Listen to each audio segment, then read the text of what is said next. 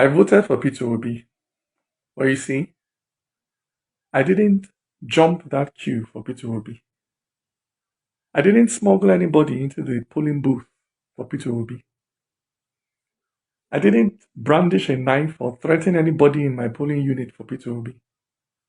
I did not snatch a ballot box, stuff a ballot box, break a ballot box for Peter Obi. I did not bribe anybody to change results for Peter Obi. I did not steal. I did not kill for Peter Obi. What I did for my candidate was stand in line. From 8 in the morning on Saturday till 8 in the morning on Sunday.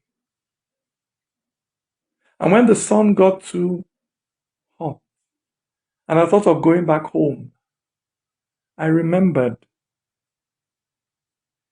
shot to death on the train to Kaduna. And I stood. And when the heavens opened and poured down rain and I thought of running to find shelter, I remembered. Stuck at home because of ASU strike. And I stood. Through my hunger, through my thirst, through my worry about whether the children I left at home were fine. I stood. Because what I wanted to give my candidate, what I ended up putting in that box, was not a piece of paper. What I ended up putting in that box was my hope for a country where young people would not be so disillusioned by the actions of their own parents, of their own leaders, that they will be willing to risk crossing the Sahara Desert on foot just to escape. That was what I put in that box. That was what my presiding officer refused to upload. The future of that young boy who stood with me, who stood with us through the night, counting those votes. He was a first-time voter, pregnant with hope. But somewhere between our polling unit and the collation center, that boy's future was ambushed by a politician. A politician who used biro to cross out that boy's destiny. A politician who found where that boy had written hope and wrote over it new words, hopeless. Yes. It is a terrible thing, I tell you. When a Nigerian is kidnapped on their way to Zamfara or Makodi or Enugu. But it is infinitely worse when Nigeria herself is kidnapped on the way to the collation center.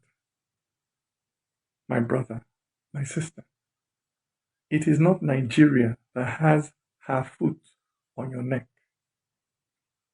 It is not the Fulani or the Igbo, the Christian or the Muslim that has wrapped their finger around your neck and is squeezing the civic life out of you. It is not Yoruba people who don't give a damn whether you eat, whether you have a decent house to sleep in, whether you're able to find a job 5 years after graduating.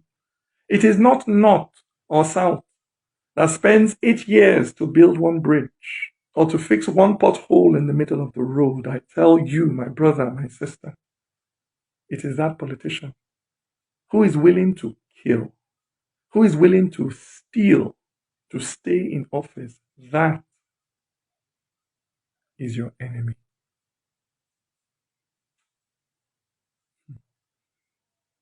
But like the serially abused, many of you have fallen in love with your kidnappers. And you admire the swagger of those who steal destiny. You admire the confidence of those who use the future of the Almajiri to fuel their cans. But not me. Me, I would rather be a gate man in heaven than a king in hell. Me, my heart will always be there, standing in line with that young boy, waiting patiently for that day when our hopes will come. Mahmoud Yakubu, count